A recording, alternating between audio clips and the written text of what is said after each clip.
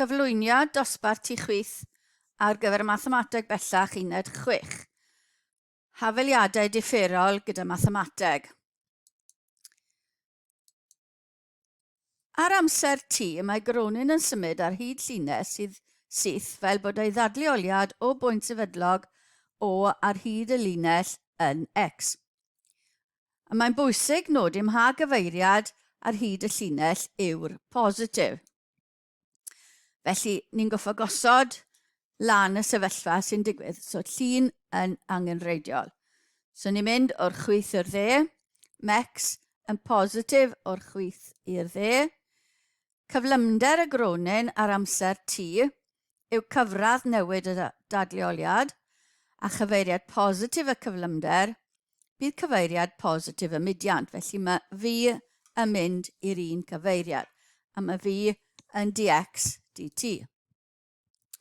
Cyflymder y gronyn ar amser T yw cyfradd newid y cyflymder a chyfeiriad positif y cyflymiad yw cyfeiriad positif y mudiant. Felly mae A yn mynd i'r un cyfeiriad a mae A yn hafelu dv dt.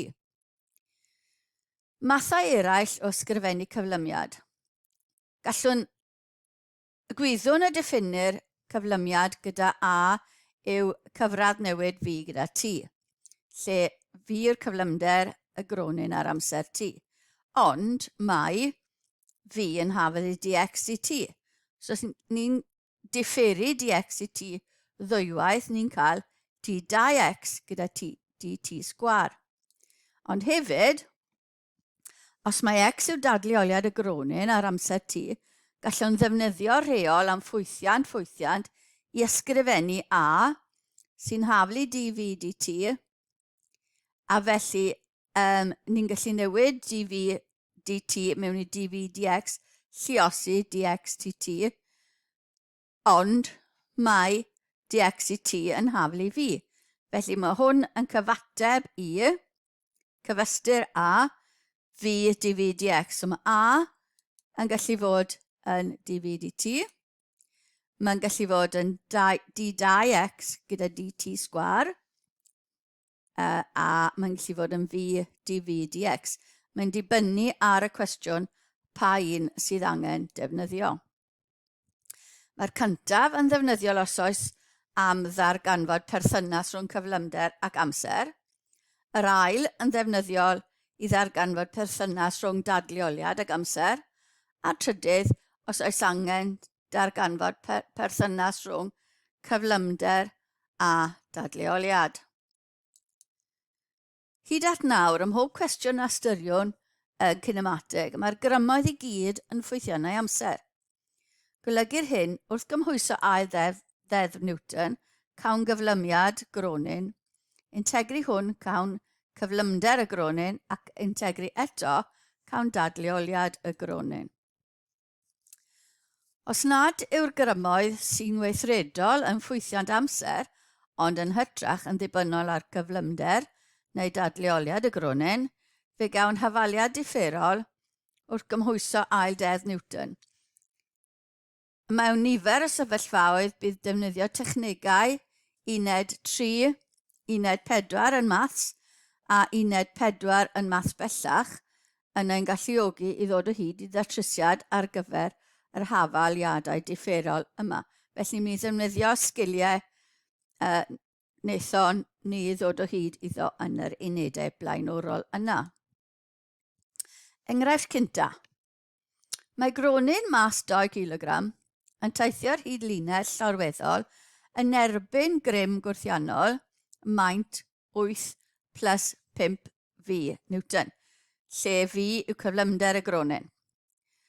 Os mae 20 metr yr eiliad yw cyflymder cychwynnol y gronyn, ysgrifennwch hafaliad differol sy'n cysylltu fi a ti a thrwy hyn darganfyddwch ar amser hyd nes i'r gronyn ddod i ddi symudedd. Felly gosod y sefyllfa i fyny, mudiad positif, O gyda ni, felly O i'r gronyn yw X, mae'r cyflymder yn mynd i fod yn V, mae'r cyflymiad yn mynd i fod yn V dt. gan bod ni'n trafod V a T.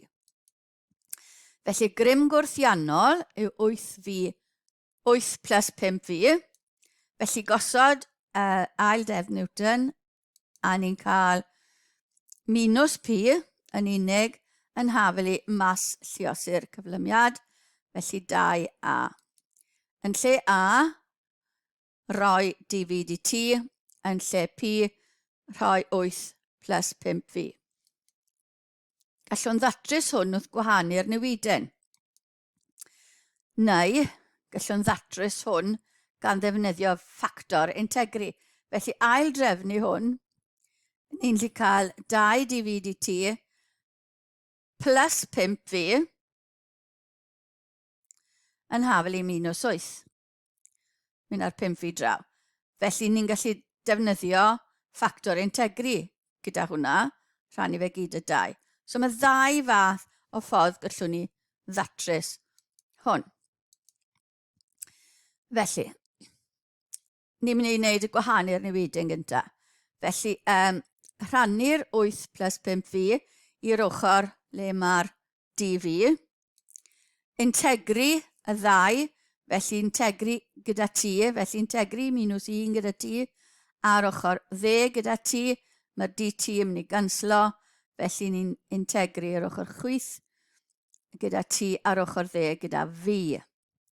Felly minus T plus gysonyn, 1 gysonyn am y ddwy integriad, felly wneud yn hawsach. Felly, mae 5, mae eisiau lluosi top a'r gwylod gyda 5, achos mae differiad yr gwylod yn mynd i fod yn 5, felly 2 pumed lluosi ln y gwylod, so ni'n rannu gyda'r differiad y braced.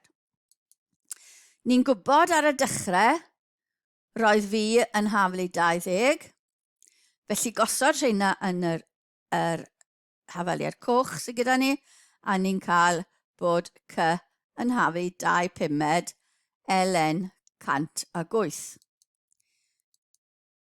Felly gosod y nôl yn yr hafaliad, felly mae minus T plus 2 pumed ln 108 yn hafelu 2 pumed ln 8 plus 5V.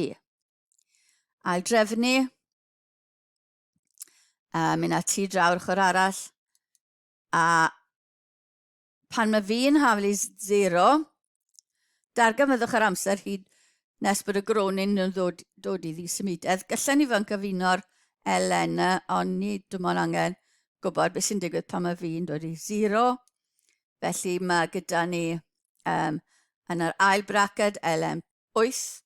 Felly rhannu y ddau ln, so mae 2 pumed ln 108 dros 8 yn dod yn yr cyfuniad yna. Ran B. Os dynodir X dadleoliad y gronyn o'i safle cychwynnol ar y linell, ysgrifennwch hafaliad differol sy'n gysylltu V ag X, a thrwy hyn darganfyddwch dadleoliad y gronyn o'i safle cychwynnol hyd nes iddo ddod i ddisymudedd.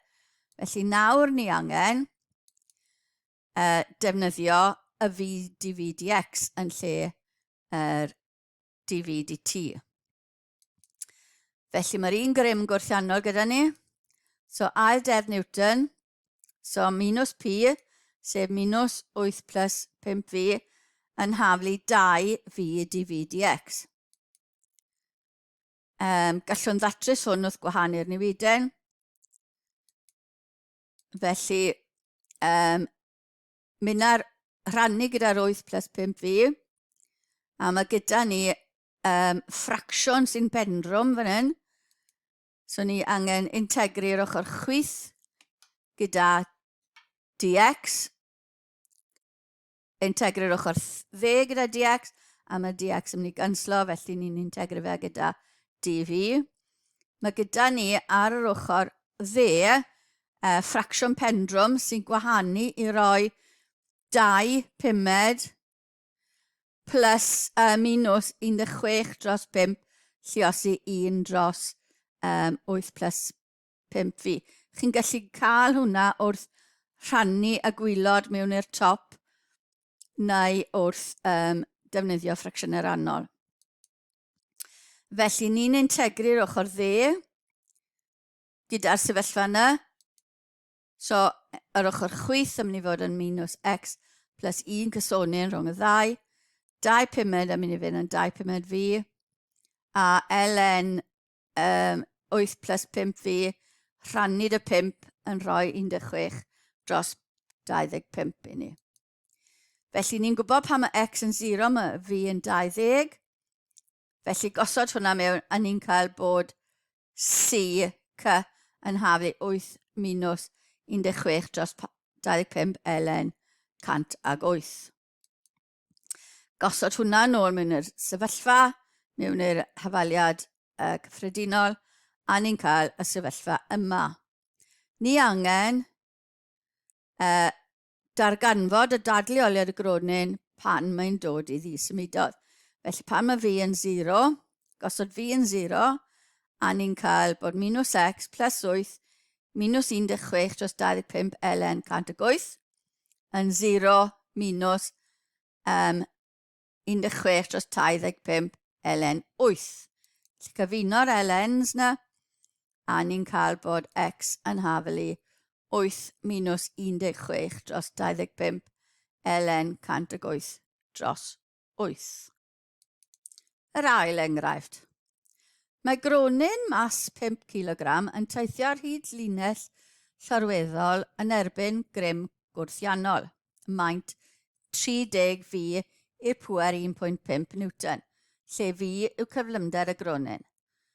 Os mae cyflymder cychwynnol y gronyn yw 60 metr yr eiliad, darganfyddwch y pellter y deithiwyd cyn i'r gronyn ddod i ddisymudedd, a bianedd y gronyn pan mae wedi teithio hanner ffordd yw safle terfynol.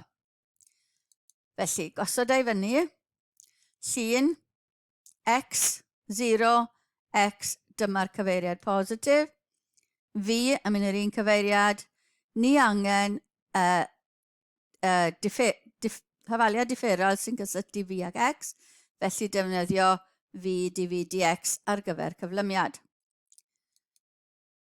Grym gwrthiannol yn 30 fi i'r pŵer 1.5. Gosod ail dedd newton i fyny, a ni'n cael minus 30 fi i'r pŵer 1.5 yn hafelu 5 fi dv dx. Ni'n gallu rhannu hwnna gyda 5, a ni'n gallu rhannu dy'r fi. Felly mae gyda ni minus 6 fi i'r pŵer 0.5 nawr, tynnu 1 yn hafelu fi dv dx yn unig. Gallwn ddatrys hwn wrth gwahanu'r newiden. Felly, dyma beth sydd gyda ni. Mynd ar fi nôl i'r ochr dde. Ni angen integru'r ochr chwith gyda x, ochr dde gyda x, ond hwnna'n canslo i roi dv, differu'r ochr dde gyda fi. Felly ni angen differu'r ochr chwith, a mynd yn integru'r ochr chwith, mae'n flin dy fi, minus 6x plus c, a mae'r dde yn mynd yn fi i'r pŵer plus hanner, rhannu dy hanner, sy'n rhoi 2 fi i'r pŵer hanner, 1 c gyda ni. Pan mae x yn 0, oedd fi yn 60, felly gosod hwnna mewn y sefyllfa. So, c 0 plus c yn hafelu 2 lluosi ail isradd 60, c yn hafelu hwnna. Gosod y nôl mewn yr hafaliad, c yn 2, lluosi ail isradd 60 minus 6x yn hafelu 2 ail isradd y fi. Neu, ail drefnu, mae gyda ni ail isradd fi yn hafelu ail isradd 60 minus 3x. Pan mae fi yn 0, mae gyda ni y sefyllfa yma, ail drefnu, a ni'n cael x yn hafelu ail isradd 60 dros 3. Da'r gronyn i ddisymudedd ar ôl teithio 1 treian ail isradd 60 metr.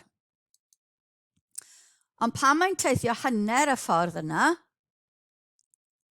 mae ail isradd fi yn mynd i fod yn ail isradd 60 lluosi 3 minus 3 lluosi y pellter yna. A ni'n cael, so felly hanner gyda ni fyna, ail isradd 60 minus hanner ail isradd 60 yn rhoi hanner ail isradd 60 i ni ar gyfer ail isradd fi. Felly, sgwar o hwnna, mae fi yn haflu 15 wedyn metr yr eiliad pan mae hanner ffordd. Enghraifft 3. Mae gronyn mas 3 yn symud ar hyd yr uchelyn X. I ddechrau, mae'r gronyn yn ddi-symud wrth y tardd, pan roddir grym P i'r gronyn. Gweithredir y grym yng nghyfeiriad positif X, a T eiliad wedi dechrau'r mudiad, maint y grym yw 30 E i'r pŵer minus T Newton. Pan fydd gan y gronyn dadleoliad X ac yn symud gyda chyflymder V, mae ganddo 2 rym sy'n wrthiant i'w fudiad, sef 12 V Newton a 15 X Newton. Ysgrifennwch a datryswch Hafaliadau Differol trefn 2 sy'n cysylltu X a T. Felly dyma ni. Ni angen A i fod yn y ffwythiant o T, felly d2x dros dt sgwar ar gyfer A. 30 E pŵer minus T yn gwthio fy mlaen, a 2 grym yn tynnu fe nôl. Felly ail dedd Newton yn mynd i fod yn P minus Q minus R yn haflu 3 lluosi A. P yn 30 E pŵer minus T minus 12 V minus 15 X yn haflu 3 d2x gyda dt sgwar.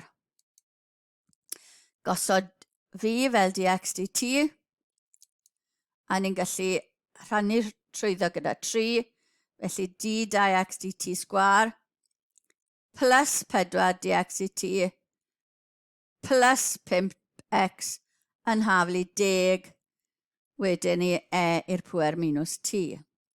Felly mae gyda ni Hafaliadau Differol trefn 2.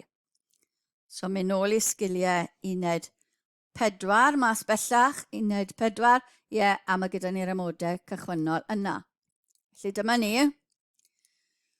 Y ffwythiant cyflenwol gyntaf, yr hafaliad ategol, felly mae gyda ni m sgwar plus 4m plus 5, sy'n ddim yn ffactorio, a ni'n cael datrysiad cymhlyg, felly m yn haflu minus 2 plus neu minus 1, sy'n rhoi yr ffwythiant cyflenwol fel E i'r pŵer minus T lluosi A cos 1t plus B sin 1t.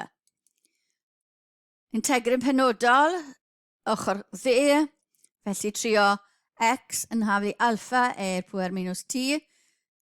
Dyw hwnna ddim yn rhan o'r ffwythiant cyflenwol, hyd yn oed os yw A neu B yn 0. Felly, ni'n gallu defnyddio hwnna. dx dt yn mynd i fod yn minus alpha E pŵer minus T, a ail differiad yn mynd i fod yn plus wedyn ni alpha E pŵer minus T. Am newid mewn i'r hafaliad gwreiddiol, felly alpha E pŵer minus T minus 4 alpha E pŵer minus T plus 5 alpha E minus T pŵer minus T. A ni angen i hwnna fod yn 10, felly mae rhaid bod alpha yn hafelu 5. Felly yr integryn penodol yw hwnna, a y datrysiad cyffredinol yw swm y ddau yma, felly 5 E minus T plus E i'r pŵer minus 2t lluosi A cos T plus B sin T. Bydd angen differu hwnna, felly 5 E pŵer minus T yn mynd yn minus 5 E pŵer minus T, mae cyfuniad dyn ni, lluoswm dyn ni fan hyn, felly differir yr e gyntaf, felly -2 e pŵer -2t, differi bracet wedyn, a ni'n cael minus a sin t plus b cos t. Felly, defnyddio'r amodau cychwynnol ar gyfer yr x gyntaf, a ni'n cael bod 0 yn haflu 5 plus a, sy'n rhoi ni bod a yn haflu -5. Yn yr differiad, mae gyda ni 0 yn haflu -5, -2a, hwnna'n 0, a plus b. Ni'n gwybod bod a yn -5, felly mae b hefyd yn dod yn -5. A'n hafaliad penodol ar y diwedd yw 5e i'r -t, -5e i'r pŵer -2t cos t, -5e i'r pŵer -2t sin t. Rhan B. Defnyddiwch eich canlyniad gyda chyfrifiannell graffigol neu feddalwedd graffigol i disgrifio mudiant y gronyn. Mae gyda ni e i'r pŵer minus, felly mae'n mynd i ddod lawr, ond hefyd mae'n mynd i amrywio gyda cos a sin. Felly defnyddio'r meddalwedd a ni'n cael graff sy'n edrych fel hyn. Disgrifio hwnna, ni'n gweld bod e'n dod i bigen yn y graff dadleoliad amser yn awgrymu bod y gronyn yn dechrau wrth symud yng nghyfeiriad x positif, cyrraedd pellter maximum 0.9 o'r pwynt cychwynnol, ac wedyn, fel mae t yn mynd yn fwy a fwy, mae gronyn yn dod nôl yn agosach ac agosach at y pwynt cychwynnol. A dyna ddiwedd y cyflwyniad ar gyfer hafaliadau differol gyda mecaneg 1.